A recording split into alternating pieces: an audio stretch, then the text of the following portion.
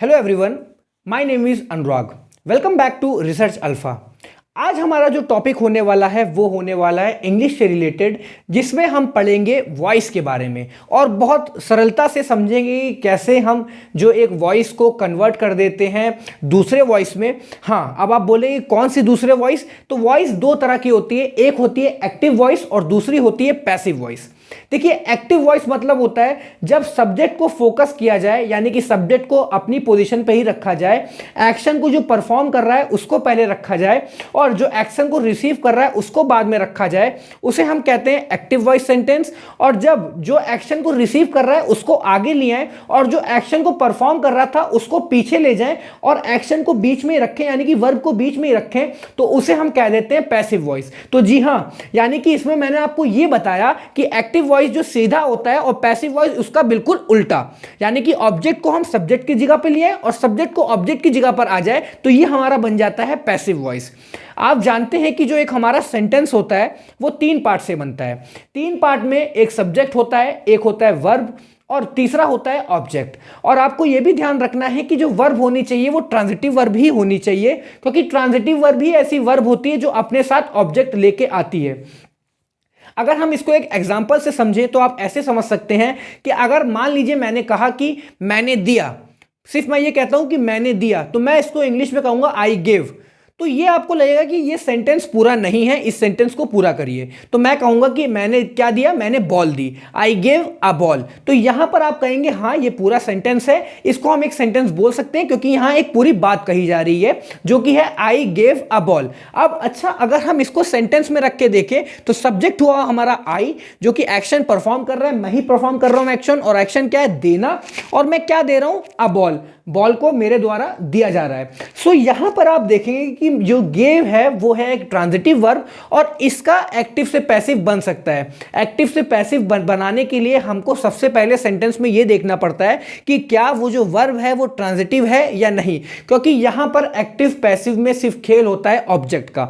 Object को ही हम subject की जगह पर लेके आते हैं और intransitive verb doesn't need object, उसको ऑब्जेक्ट की जरूरत ही नहीं होती। तो जब वहां पर ऑब्जेक्ट ही नहीं होता है इन ट्रांजिटिव वर्ब में, तो हम कैसे उसको सब्जेक्ट की जगह पर ला सकते हैं? सो इसीलिए सबसे पहला रूल आपको यही ध्यान देना है कि क्या जो सेंटेंस है उस सेंटेंस में जो वर्ब है, क्या उस वर्ब में ट्रांजिटिव वर्ब है या नहीं, और ट्रांजिटिव वर्ब है तो क्या उसका ऑब्जेक्ट है या नहीं जो उस एक्शन को रिसीव कर रहा है। सबसे पहली चीज।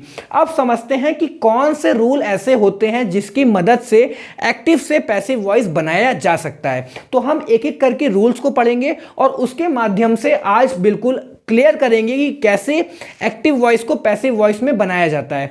देखिए, एक्टिव वॉइस बहुत इजी है, जो हम बात करते हैं वो एक्टिव वॉइस में ही होती है।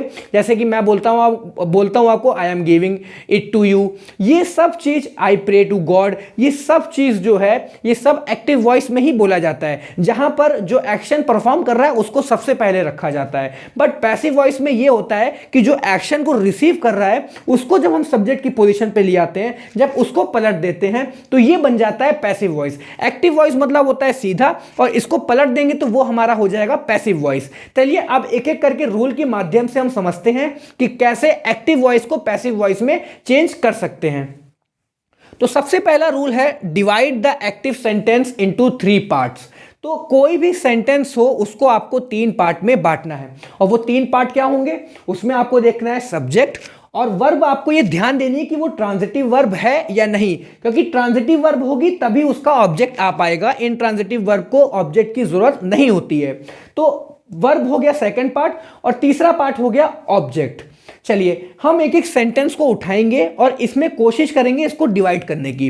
तो सबसे पहला सेंटेंस हम देखते हैं, यह है आई changed the water in the aquarium. अब मैंने पानी जो है एक्वेरियम का पानी है उसे मैंने बदला। तो अगर मैं इसमें देखूं तो मुझे जो है 3 हिस्से करने इस सेंटेंस के।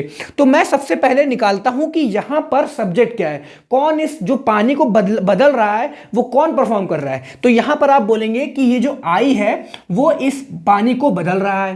बदलने का काम कौन कर रहा है, यानी कि बदल कौन रहा है, एक्शन कौन परफॉर्म कर रहा है, वो है आई। तो आई आप यहां पर इसको कह सकते हैं सब्जेक्ट।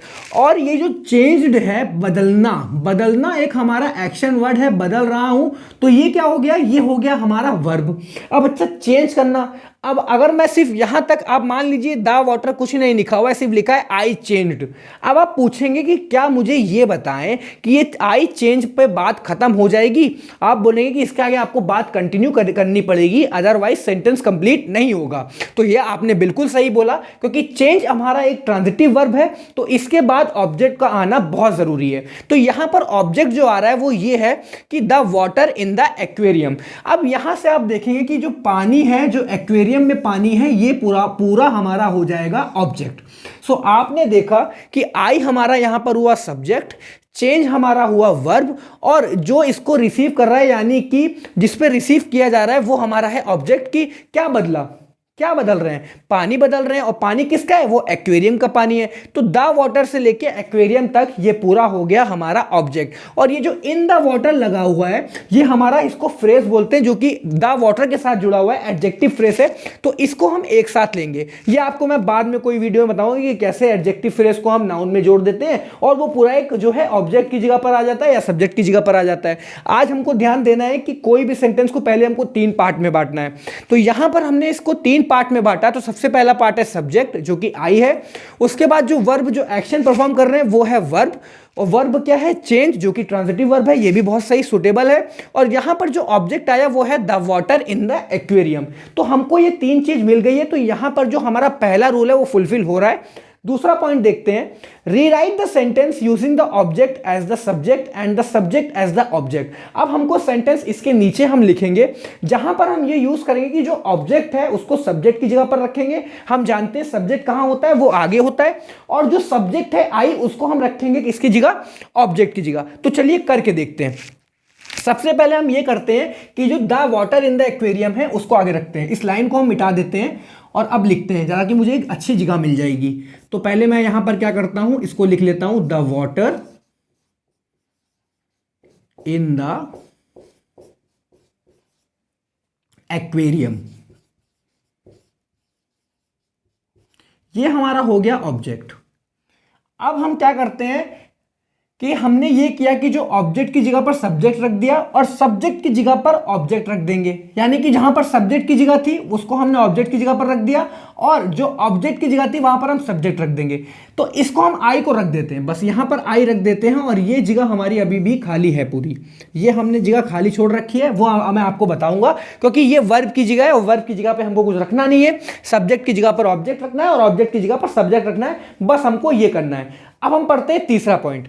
तीसरा पॉइंट है, use the past participle of the verb along with appropriate helping verb. अब हमको ध्यान देना है कि जो वर्ब है क्या वो पास्ट पार्टिसिपल में है। तो जो यहां पर चेंज है वो चेंज्ड हो रखी है, ईडी फॉर्म लगाए तो ये बिल्कुल पास्ट पार्टिसिपल है। तो यहां पर हम चेंज्ड लिख देते हैं और इसके साथ हेल्पिंग वर्ब यूज करेंगे।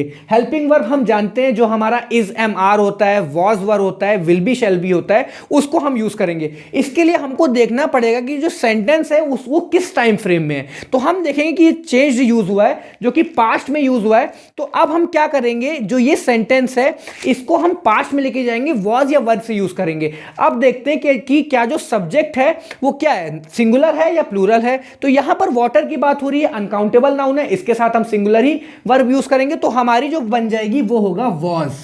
तो यहां पर होगा वॉज। तो यहां पर हुआ the water in the aquarium was changed. ये हमारा हो गया, जो इसके माध्यम से देखे, रूल के माध्यम से। तो ये हमारे 3 रूल हमको अच्छे से समझ में आ गए। जो इसका लास्ट रूल है वो है add the preposition by before the doer of the action. अब मुझे आप ये बताइए कि यहां पर जो एक्शन को परफॉर्म कर रहा है वो कौन है? आई परफॉर्म कर रहा है। इससे पहले हमको यूज करना है क्या? बाई। बाई लगा देते हैं, प्रीपोजिशन बाई। अब मुझे ये बताइए, क्या जो ऑब्जेक्ट की पोजीशन होती है क्या वहां पर आई आ सकता है? आई जो है वो सब्जेक्ट की ही पोजीशन पे आता है, और अगर आई को आना है ऑब्जेक्ट बनके तो वो आई चेंज होके क्या बन जाता है? मी। तो यहां पर हो जाएगा मी। तो ये पूरा बनेगा the water in the aquarium was changed by me. ये हमारा पूरा बन गया एक पूरा एक्टिव से पैसिव, और हमने ये 4 रूल का यूज किया। उसके माध्यम से हमने बहुत इजी वे में समझा कि कैसे हम कोई भी सेंटेंस को एक्टिव से पैसिव बना सकते हैं। अब चलिए हम दूसरे एक और एग्जांपल को लेते हैं। सबसे पहला रूल जो बताया गया है वो ये बताया गया है कि पहले सेंटेंस को 3 पार्ट में बांटो और ये देखो कि जो वर्ब है वो ट्रांजिटिव वर्ब में है या नहीं। तो यहां पर अगर आप देखेंगे कि द बॉय एक हमारी सब्जेक्ट हुआ, फ्लाइज हुआ, अब उड़ा रहा है, तो वो क्या उड़ा रहा है आप पूछेंगे। तो अगर मैं कह दूं द बॉय फ्लाइज तो आप बोलेंगे बच्चा उड़ा रहा है, बड़ा बच्चा उड़ाता है, ये सेंटेंस बना। तो अब आप जरूर पूछेंगे कि क्या उड़ाता है, तो यहां पर कोई बात खत्म नहीं हो रही, आपको इसके बाद ऑब्जेक्ट जोड़ना ही पड़ेगा। तो यहां पर यह चीज क्लियर हुई कि जो फ्लाइज है वो हमारा एक बना ट्रांजिटिव वर्ब, और वो जो उड़ा रहा है वो है काइट। ये बन गया हमारा, क्या बन गया, ऑब्जेक्ट। पहला रूल हमारा क्लियर हो गया। द बॉय हुआ सब्जेक्ट, फ्लाइज हुआ वर्ब जो कि ट्रांजिटिव वर्ब है, और द काइट बन गया ऑब्जेक्ट, और ट्रांजिटिव वर्ब है इसीलिए इसका पैसिव वॉइस भी बन सकता है। अब चलिए कोशिश करते हैं इसको पैसिव वॉइस बनाने में। उसमें रूल में, सेकंड रूल में यह बताया गया था कि जो सब्जेक्ट को ऑब्जेक्ट की जगह पर रखेंगे और ऑब्जेक्ट को सब्जेक्ट की जगह पर। सबसे पहले ये कर लेते हैं, द काइट, ये रख दिया हमने सब्जेक्ट की जगह पर, और ये जो सब्जेक्ट है इसको हम रख देते हैं ऑब्जेक्ट की जगह पर, द बॉय। अब ये 2 जगह, क्योंकि एक हेल्पिंग वर्ब की जगह है और एक मेन वर्ब की जगह है। देखिए हेल्पिंग वर्ब जरूरी इसलिए पड़ जाता है क्योंकि मेन वर्ब के साथ हेल्पिंग वर्ब आती ही आती है जब भी हम बनाने चलेंगे पैसिव वॉइस। सो ये आपको ध्यान रखना है। अब ये देखिए फ्लाइज लिखा हुआ है, फ्लाइज अगर हम देखें द बॉयज फ्लाइज, और ये आप देखेंगे तो ये प्रेजेंट टेंस में है और सिंगुलर फॉर्म में फ्लाइज यूज हुआ है, ठीक है। तो अब यहां पर हमको क्या करना है, पहले तो हमको ये देखना है कि जो फ्लाइज है इसको अगर हम पास्ट पार्टिसिपल में लेके जाएं, इसको अगर बेसिक वर्ब में लेके जाएं तो वो बनेगा फ्लाई, और फ्लाई को जब हम लेके जाएंगे पास्ट पार्टिसिपल में तो वो बनता है फ्लोन। तो फ्लोन से यहां पर लिख देंगे फ्लोन। इसके आगे एक एप्रोप्रिएट हम यूज करेंगे हेल्पिंग वर्ब। तो अगर हम देखें तो काइट हमारी क्या है, क्योंकि भाई सब्जेक्ट के हिसाब से ही वर्ब आती है, तो काइट हमारी है यहां पर सिंगुलर, तो इज एम आर की मदद से यूज करेंगे। क्यों? क्योंकि ये फ्लाई जो ये पूरा सेंटेंस यूज हुआ है ये हुआ है प्रेजेंट टेंस में, और प्रेजेंट टेंस में इज आ सकता है, एम आ सकता है, आर आ सकता है, और उसको अब हम देखेंगे कि कैसे सब्जेक्ट वर्ब एग्रीमेंट कराएंगे, एग्री करवाएंगे कि जो सब्जेक्ट है उसके माध्यम से यहां इज आ सकता है, आर आ सकता है या एम आ सकता है। एम तो आ नहीं सकता क्योंकि यहां पर आई तो आया नहीं है। अब देखेंगे द काइट प्लूरल है या सिंगुलर, तो ये द काइट देखेंगे तो ये हमारा है सिंगुलर, इसके साथ इज सुटेबल है तो यहां पर इज लगा देंगे, तो ये बनेगा the kite is phloem the boy. अब इसमें बताया गया था, जो लास्ट पॉइंट था वो बताया गया था कि आपको प्रीपोजिशन जोड़ना है जो कि है बाय, वो भी जो एक्शन परफॉर्म कर रहा है उससे पहले। तो आप मुझे बताइए द बॉय ही तो ये एक्शन परफॉर्म कर रहा है, द बॉय को हम पीछे ले आए तो इससे पहले हम यहां पर बाय लगा देंगे और हमारा ये सेंटेंस बन जाएगा the kite is phloem by the boy. और यहां पर आपने देखा कितनी सरलता से एक्टिव वॉइस से पैसिव वॉइस में हमने इसको कन्वर्ट कर दिया और बहुत अच्छे से हमें समझ आ गया ये 4 रूल के माध्यम से। अब हम ये थर्ड करते हैं और इसको खत्म करते हैं। है हमारा sentence king punished the man. अब हमको करना है, सबसे पहला जो रूल है वो ये है कि इसको डिवाइड करना है 3 पार्ट में। पहला पार्ट है हमारा सब्जेक्ट किंग, किंग हमारा सब्जेक्ट है और ये क्या परफॉर्म कर रहा है, पनिशमेंट दे रहा है, तो ये हो गया क्या, हमारा वर्ब। अब अगर मैं सिर्फ कहूं किंग पनिश तो आप बोलेंगे पनिशमेंट किसको दी, ये भी तो बताएं। अगर मैं सिर्फ कहूं किंग पनिश तो ये बात कंप्लीट नहीं होती है। क्यों? क्योंकि पनिश जो है वो ट्रांजिटिव वर्ब है, उसके बाद इट नीड्स ऑब्जेक्ट, ऑब्जेक्ट की जरूरत पड़ेगी। तो यहां पर ऑब्जेक्ट आया द मैन। इस पनिशमेंट का जो एक्शन कौन परफॉर्म कर रहा है, वो किंग कर रहा है। तो किंग यहां पर सब्जेक्ट है और किस पे किया जा रहा है, मैन पे किया जा रहा है। इसको रिसीव कौन कर रहा है, मैन कर रहा है। अब सबसे पहला रूल तो हमने पढ़ लिया कि इसको 3 पार्ट में करना है, वो कंप्लीट। दूसरा रूल था कि सब्जेक्ट को ऑब्जेक्ट की जगह पर रख दो, सब्जेक्ट और ऑब्जेक्ट को सब्जेक्ट की जगह पर रख दो। तो क्या करते हैं, पहले ऑब्जेक्ट को सब्जेक्ट की जगह पर रखते हैं, द मैन। यहां पर टी स्मॉल में था, यहां आगे आ गया तो ये इसको कैपिटल लेटर में कर दिया, द मैन। और किंग को हम पीछे ले गए, किंग आ गया हमारा यहां पर, किंग आ गया हमारा यहां पर, किंग आ गया हमारा यहां पर। अब हमारे पास बीच में 3 जगह बची, मैं वो आपको बताऊंगा। यहां पर आएगी मेन वर्ब जो कि पास्ट पार्टिसिपल की आएगी, उससे पहले हम यूज करेंगे हेल्पिंग वर्ब को, और यहां पर हम यूज करेंगे प्रीपोजिशन बाय को। पहले हम समझते हैं। तीसरा रूल था कि हम क्या करें, जो पनिश्ड है, ये पहले देखते हैं बेसिक वर्ब क्या होती है इसकी, वो होती है पनिश। इसको हम पास्ट पार्टिसिपल में लेके जाएंगे तो वो बनेगी पनिश्ड। तो पनिश्ड लिख देते हैं, इसको लाइन को मिटा देता हूं ताकि आपको अच्छे से दिखे। पनिश्ड, यहां लिखा मैंने पनिश्ड। अब देखते हैं हम यहां पर जो एप्रोप्रिएट हेल्पिंग वर्ब आएगा वो क्या आएगा। तो सबसे पहले अगर हम सेंटेंस के माध्यम से देखें तो सेंटेंस जो है ये किस टाइम फ्रेम में है, ये जा रहा है पास्ट टेंस में। और अच्छा, ये जहां पर जो सब्जेक्ट है उसके माध्यम से हम वर्ब को एग्री करवाएंगे। तो यहां पर वर्ब जो है वो है the man. The man singular है तो इसके लिए वॉज वर्ब, क्योंकि पास्ट में है तो वॉज आएगा या तो वर आएगा। द मैन सिंगुलर है, उसके लिए हम यूज करेंगे वॉज। तो ये हो जाएगा द मैन वॉज पनिश्ड। और हमने देखा कि जो भी एक्शन को परफॉर्म कर रहा है वो जहां कहीं भी है उससे पहले हम कौन सा प्रीपोजिशन यूज कर देंगे, बाय। तो हम किंग ये एक्शन परफॉर्म कर रहा था, इससे पहले यहां पर हम यूज कर देंगे बाय। तो ये सेंटेंस बन जाएगा the man was punished by king.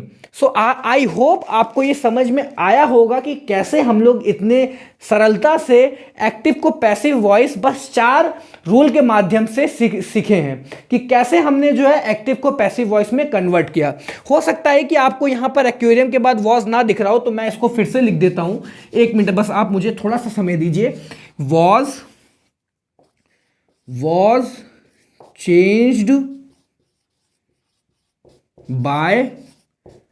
अब आपको, मुझे लगता है कि आपको अच्छे से दिख रहा होगा और आपको ये समझ में भी आया होगा कि कैसे मैंने इतनी सरलता से और ये 4 रूल को फॉलो करते हुए एक्टिव से पैसिव वॉइस में कन्वर्ट कर दिया। और इसके बाद मैं एक और इसका थोड़ा और आप मान सकते हैं कि जैसे आईएनजी फॉर्म का भी एक वीडियो बनाऊंगा अभी, ठीक है। जो हमारा प्रेजेंट टेंस में होता है उसको कैसे हम पैसिव वॉइस में लेके जाए, वो प्रेजेंट कॉन्टिन्यूअस में, जो कॉन्टिन्यूअस में होता है ना कि I am throwing the ball, इसको कैसे हम लेके जाएंगे पैसिव वॉइस में, वो भी मैं इसके बाद आपका वीडियो बनाऊंगा जो कि पार्ट 2 आएगा। सो आप जरूर उसको देखिएगा। तो चलिए नेक्स्ट वीडियो में मिलते हैं। और प्लीज अपने दोस्तों के साथ इसे जरूर शेयर करिए ताकि उनको भी एक अच्छी नॉलेज मिले और वो भी आराम से एक्टिव से पैसिव वॉइस बना ली जाए। तो चलिए नेक्स्ट वीडियो में मिलता हूं, तब तक के लिए अपना ख्याल रखिए, पढ़ते रहिए। Thank you so much. जय हिंद।